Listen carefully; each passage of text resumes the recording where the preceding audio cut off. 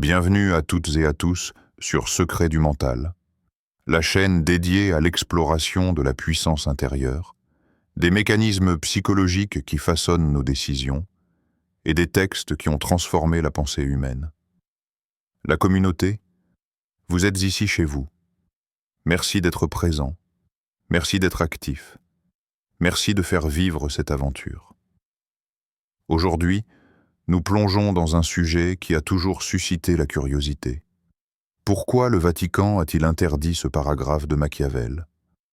Un titre qui intrigue, non pas pour ce qu'il évoque, mais pour ce qu'il soulève. La question de la connaissance, du pouvoir mental, et de ce qui dérange profondément lorsqu'un texte pousse les individus à penser autrement.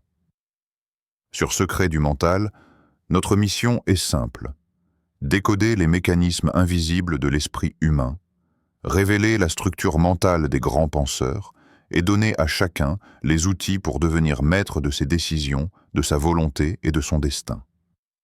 Avant de plonger dans le cœur du sujet, je vous invite, si ce n'est pas déjà fait, à vous abonner à la chaîne et à activer la cloche de notification pour être certain de ne manquer aucune de nos prochaines vidéos.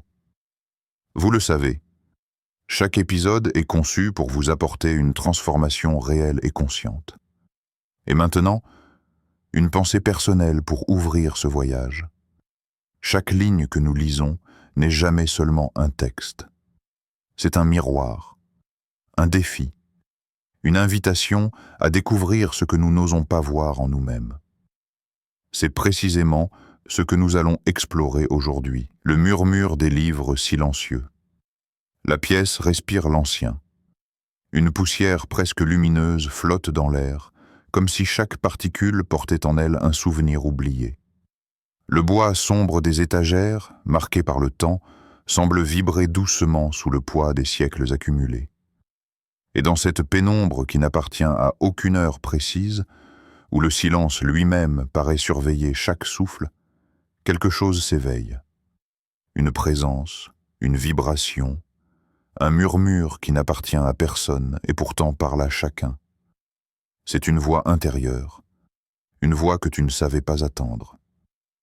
Elle ne surgit pas, elle se déploie, comme une page qu'on tourne dans un livre que l'on croyait connaître. Elle raconte une histoire qui ne figure dans aucun catalogue officiel, une rumeur qui circule entre les interlignes de l'humanité, une rumeur à propos d'un passage attribué à Machiavel. Non pas un texte que l'on protège, mais un texte que l'on redoute. Non pas pour sa violence ou sa provocation, mais pour une vérité trop simple, trop brute, trop puissante pour rester tranquille. On murmurait qu'il aurait été interdit. Un mot qui ne désigne pas un danger extérieur, mais un danger intérieur. Celui de l'esprit qui s'éveille. Pas de complot, pas de manœuvre de l'ombre. Rien de spectaculaire. Simplement, l'idée qu'un individu qui prend conscience de la force de sa pensée devient imprévisible, indomptable, libre de façon inconfortable pour l'ordre établi. La voix se fait plus précise, plus incisive, presque plus vivante que ta propre respiration. Elle cite « Les hommes oublient plus aisément la mort de leur père que la perte de leur patrimoine ». Ce n'était pas le passage interdit. Ce n'était qu'un seuil, une mise en garde sur la vraie nature de l'être humain, sur ce qui le blesse, ce qui le motive, ce qui le met en mouvement ou le paralyse. Une porte vers un territoire mental où les lois cessent d'être des règles écrites et deviennent des forces psychologiques. Un territoire où la peur, le désir et l'ambition façonnent plus de destin que toutes les institutions réunies. Cette phrase, si sèche, si lucide, révèle pourtant quelque chose d'intime. L'homme est moins gouverné par ce qu'il croit que par ce qu'il ressent. Et si Machiavel avait réellement écrit un passage plus dangereux encore, peut-être n'aurait-il pas parlé de stratégie, ni de pouvoir politique, mais de ce qui gouverne l'intérieur. Ce centre de gravité que personne ne montre, mais que chacun porte en permanence. Alors la voix se tourne vers toi. Elle ne te presse pas. Elle t'attire, t'approche, t'observe sans te juger. Elle demande doucement: qu'y a-t-il dans ton esprit que même toi tu redoutes d'affronter? Un frisson discret traverse l'air, comme si les livres eux-mêmes attendaient ta réponse. Le paragraphe interdit, la puissance qui dérange. Tu avances maintenant dans un espace qui n'a plus la lourdeur des bibliothèques anciennes. Ici, les murs ne sont pas faits de pierre ni de bois, mais d'une matière plus subtile, presque vivante, comme si l'air lui-même attendait que tu le questionnes. Ce lieu n'existe que lorsque tu t'y aventures. Il n'a ni porte ni plafond. C'est un territoire où les textes cessent d'être des mots et deviennent des pulsations, des impacts, des vibrations qui traversent ton esprit avant même que tu ne les comprennes. C'est un espace symbolique, un lieu mental, un territoire où ce qui importe n'est plus l'encre, mais la charge contenue derrière l'encre. C'est là qu'apparaît le fragment. Pas un fragment historique, pas un manuscrit perdu, un archétype, une projection de ce que Machiavel aurait pu écrire s'il avait voulu aller au bout de sa propre logique, là où les frontières du pouvoir se dissolvent pour ne laisser apparaître qu'une vérité brute. Le texte se manifeste d'abord comme un souffle, puis comme une ligne lumineuse qui s'imprime lentement dans l'air. Celui qui conquiert son esprit n'a plus besoin d'être gouverné. L'espace se contracte autour de la phrase, comme si elle venait de modifier les règles du lieu dans lequel tu te trouves. Ce n'est pas un texte authentique, mais une métaphore, un miroir tendu vers ce que l'auteur du Prince suggérait constamment sans oser le formuler explicitement. Le pouvoir suprême ne réside ni dans les titres, ni dans les armées, ni dans les institutions, mais dans la maîtrise silencieuse de l'esprit. Un individu qui se gouverne lui-même n'a plus besoin d'autorité extérieure pour tracer sa trajectoire. Un individu qui dirige sa pensée dirige sa vie. Un individu qui comprend ses propres peurs, ses propres désirs, ses propres contradictions devient incontrôlable. Et cette idée, plus que n'importe quelle stratégie politique, dérange, car elle remet tout en question. L'ordre, la structure, la hiérarchie, l'idée même que quelqu'un puisse te dire ce que tu dois être. Elle bouleverse le concept de pouvoir en le ramenant à sa source la plus intime, toi. Imaginez un instant que chaque être humain comprenne cela. Imagine une société où la majorité ne cherche plus l'autorisation d'exister, où les décisions ne se construisent plus sur la peur du jugement, mais sur la clarté intérieure. Imagine un monde dans lequel chacun reconnaît que son esprit n'est pas une cage, mais un outil, qui pourrait encore contraindre une population capable de se gouverner elle-même. Quelle structure pourrait encore fonctionner de la même manière? Le frisson ne vient pas du fragment lui-même. Il vient de ce qu'il déclenche en toi. C'est ici que la voix, revenue du fond du silence, se penche vers toi avec une douceur presque dangereuse. Et toi, qui gouverne ton esprit aujourd'hui? Tes peurs ou ton dessein? Les murs vibrent, les mots flottent, l'air devient plus dense. Quelque chose vient de s'ouvrir en toi, mais tu ignores encore quoi. Récit symbolique, l'histoire du sage et du prince. On raconte, dans une parabole presque effacée par le temps, qu'un jeune prince quitta un jour sa citadelle de pierre pour chercher des réponses qu'aucun de ses conseillers ne savait lui offrir. Il traversa des vallées brumeuses, longea des sentiers oubliés, et finit par atteindre une clairière où vivait un vieil homme connu pour un calme qui ne se laissait jamais troubler. On l'appelait simplement le sage, car aucun autre titre ne semblait lui convenir. Il n'avait ni territoire, ni soldats, ni décrets, mais on disait que rien ne pouvait ébranler son esprit. Intrigué, le prince s'approcha avec cette audace typique de ceux qui portent trop tôt le poids d'un royaume. « Toi qui ne possèdes rien, d'où vient ta puissance ?» demanda-t-il, presque dans un défi. Le sage leva lentement les yeux, un regard sans âge, un regard qui semblait voir à travers les mots. Puis il répondit avec cette simplicité qui fait vaciller les certitudes. « Tu gouvernes un royaume. Moi, je gouverne ma pensée. Dis-moi, qui est le plus libre ? Le silence qui suivit fut plus lourd que n'importe quelle armure. Le prince sentit pour la première fois que son trône n'était qu'un piédestal fragile, bâti sur l'obéissance des autres, sur les attentes, les traditions, les regards. Ce qu'il appelait pouvoir n'était peut-être qu'un équilibre précaire entre les ambitions de chacun. Le sage, lui, n'avait rien à perdre, rien à défendre, rien à prouver. Sa force venait d'un empire invisible, l'empire intérieur. Il n'avait pas de palais, mais il disposait d'un espace mental où ni la peur ni le doute ne régnaient. Il n'avait pas de sujet, mais il dirigeait ses pensées comme un maître dirige sa propre respiration. Cette vision fait trembler quelque chose en profondeur dans le jeune prince. Il comprit que gouverner un royaume extérieur ne signifiait rien si l'on ne savait pas gouverner son royaume intérieur. Il comprit que la puissance n'était pas un titre, mais une architecture intime, une discipline silencieuse, une fidélité envers soi-même. Le sage ne parla plus. Il n'avait rien d'autre à ajouter. Il savait que les vérités les plus fortes ne doivent pas être expliquées, mais ressenties. Dans ce moment suspendu, la phrase de Machiavel résonna en arrière-plan de l'esprit du prince, comme si elle venait de traverser le temps pour le toucher. Là où la volonté n'est pas prête, l'intelligence ne sait jamais quoi faire. Et soudain, une chaleur monta en toi, comme si tu étais toi-même à la place du prince, comme si le dialogue s'adressait directement à ton propre esprit. Une question s'imposa, brûlante, presque nécessaire. Quels royaumes intérieurs laisses-tu encore aux mains du hasard? Le chemin du prince se poursuit, mais c'est maintenant ton regard qui éclaire.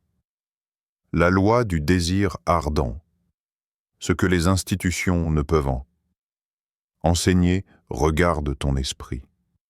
Pas avec les yeux que tu utilises au quotidien, mais avec l'attention de quelqu'un qui découvre qu'il possède un volcan intérieur qu'on lui avait appris à ignorer. Ce volcan, tu l'as senti parfois, dans des instants où ton cœur accélère sans raison, où une idée me traverse avec la violence d'une évidence, où ton intuition rugit plus fort que ta logique. C'est ce feu-là que la société tente de rendre silencieux. Un feu qui brûle quand tu rêves trop grand, quand tu refuses de rentrer dans le moule, quand tu sens que tu peux devenir plus que ce que l'on t'a présenté comme possible. On t'a appris à être raisonnable, à arrondir tes angles, à réduire la taille de tes ambitions pour mieux correspondre à ce que l'on attend de toi. Mais Machiavel l'avait compris longtemps avant que notre vocabulaire moderne ne parle de mental, de discipline ou d'autodétermination. Il écrivait déjà avec une clarté presque brutale: là où il y a une grande volonté, il ne peut y avoir de grandes difficultés. Pas pour flatter l'ego, pas pour motiver les foules, mais pour rappeler une vérité simple et tranchante. La volonté est une arme que les institutions ne peuvent ni fabriquer, ni neutraliser. Parce que la volonté ne s'enseigne pas. Elle se découvre, elle se forge, elle s'assume. Les systèmes éducatifs peuvent t'apprendre à analyser. Les structures administratives peuvent t'apprendre à obéir. Les environnements sociaux peuvent t'apprendre à ne pas faire trop de vagues. Mais ils ne peuvent pas t'apprendre le désir ardent. Ce désir, lui, naît en secret. Il pousse comme une graine sous la peau. Il se nourrit de ce que tu ne dis à personne. Tes envies, tes projets, tes rêves cachés, tes révoltes silencieuses, tout ce que tu veux accomplir mais que tu n'as jamais osé avouer, ni au monde, ni même à toi-même. Ce feu-là, personne ne peut te l'imposer. Ce feu-là, personne ne peut l'ôter. Il est à toi. Il n'appartient à aucune norme, aucune structure, aucune influence. Il ne répond qu'à toi, et seulement à toi. Alors imagine, juste un instant, ce que serait ton existence si tu laissais ce feu sortir de son silence. Imagine ce qui se passerait si, au lieu d'étouffer ton ambition pour rester raisonnable, tu la laissais se propager dans chaque décision. Imagine la version de toi qui n'attend plus l'autorisation de personne, personne pour avancer, qui se guide non pas selon la peur de décevoir, mais selon la nécessité intérieure de devenir. En ce moment, la voix revient. Elle n'ordonne rien. Elle ne conseille rien. Elle murmure simplement, mais ce murmure semble capable de fissurer ton inertie. Que ferais-tu si tu t'autorisais enfin à vouloir sans permission? Les braises se rallument. Un courant d'énergie traverse ta poitrine. Quelque chose commence à prendre forme en toi. Un commencement, une direction, une pulsation que rien ni personne ne peut déterminer à ta place. La maîtrise de la pensée. Le royaume que personne ne peut enlever. Il y a un moment, dans chaque évolution intérieure, où le bruit du monde cesse de dicter ton rythme. Un moment où, pour la première fois, tu entends le mouvement réel de tes pensées. Non pas les réflexes hérités, non pas les influences reçues, mais ta propre mécanique mentale, brute, précise, silencieuse. C'est ici que la maîtrise commence. Machiavel l'avait laissé entendre dans les interstices de ses écrits. Le pouvoir n'est rien d'autre que la direction que l'on donne à l'esprit, pas la force physique, pas l'autorité extérieure, pas les titres, ni les positions, ni les privilèges. Seulement la capacité de transformer une intention en trajectoire, un désir en action, une pensée en réalité. Il l'exprimait d'ailleurs avec une clarté presque clinique. Il ne peut y avoir de succès là où il n'y a pas de discipline. Un rappel simple, mais implacable. La discipline mentale n'est pas un ensemble de règles, c'est une architecture. C'est la structure invisible qui soutient ta volonté quand l'enthousiasme se dissipe. C'est le moteur constant qui permet à la visualisation de devenir vision, à la vision de devenir plan, et au plan de devenir mouvement. La discipline, la visualisation, la persévérance. Ces mots n'ont rien de spectaculaire à la surface. Mais dans le monde intérieur, ce sont des armes redoutables, des outils trop puissants pour ceux qui préfèrent des esprits passifs, des esprits distraits, des esprits soumis au flux automatique des pensées qui défilent sans jamais être questionnés. Parce qu'un esprit discipliné n'est pas un esprit obéissant. C'est un esprit souverain, un esprit qui choisit ses idées au lieu de s'y soumettre. Un esprit qui décide ce qu'il veut ressentir, au lieu de laisser les émotions se déchaîner sans cadre. Un esprit qui détermine la direction de sa vie non pas par réaction, mais par intention. Lorsque tu observes ce royaume intérieur, tu découvres que personne ne peut t'en priver. Aucune institution, aucune autorité, aucun contexte. Ce royaume-là n'existe que parce que tu y vis, que tu y habites, que tu le construis ou que tu le détruis. C'est un territoire où personne ne peut entrer sans ton accord. Un territoire où chaque pensée est un citoyen, chaque conviction un ministre, chaque intention un décret. Si tu n'apportes pas d'ordre dans ce royaume, quelqu'un d'autre le fera pour toi. Non pas par force, mais par influence, par distraction, par inertie mentale. Et alors, la voix intérieure réapparaît. Plus calme que jamais, plus tranchante que tout ce que tu as entendu jusqu'ici.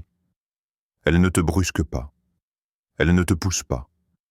Elle te dévoile simplement ce que tu n'osais pas regarder, droit dans les yeux.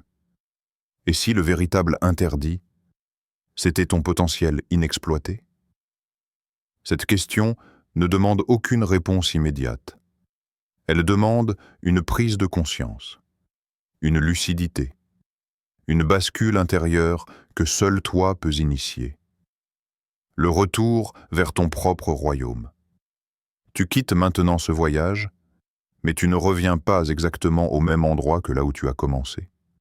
Le décor extérieur n'a peut-être pas changé, mais quelque chose en toi s'est déplacé, comme si un mécanisme ancien venait d'être remis en mouvement. Il y a, dans ton esprit, une nouvelle clarté qui n'existait pas auparavant. Une sorte de lumière douce, non pas éblouissante, mais constante, comme celle qui se lève juste avant l'aube. Tu marches lentement à travers ce paysage intérieur, et tu réalises que tu n'as rien perdu en avançant. Tu n'as laissé derrière toi que ce qui ne m'appartenait pas. Les idées imposées, les peurs empruntées, les limites que tu croyais naturelles parce qu'on te les avait répétées trop longtemps. Les réponses, elles, t'accompagnent. Elles voyagent avec toi.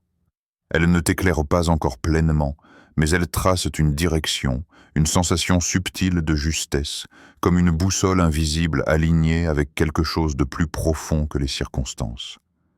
Tu laisses derrière toi la croyance qu'un pouvoir extérieur peut définir ta destinée. Tu sens que cette idée n'a plus la même influence qu'avant, comme une ombre qui s'efface au soleil. Car maintenant, tu le sais. Tu n'as plus besoin qu'on te dise où aller ou comment être. Tu n'as plus besoin de suivre des lignes prétracées. Tu comprends que ton propre esprit contient les clés du mouvement, les fondations de ton courage, les racines de ta direction. Une phrase de Machiavel résonne encore, non pas comme une provocation, mais comme une mise en garde sur la nature humaine et sur la nécessité de se gouverner soi-même. La fortune est femme, il faut la tenir sous sa domination pour la mater. Cette image, que tu peux interpréter à ta manière, te rappelle une vérité essentielle. Il ne s'agit pas de dominer les autres, ni le monde, ni même les circonstances. Il s'agit de diriger ton propre espace intérieur avec une maîtrise calme, une volonté ferme, une lucidité patiente. Tu domines toi-même, ton esprit, ton feu, tes impulsions, ton royaume intérieur.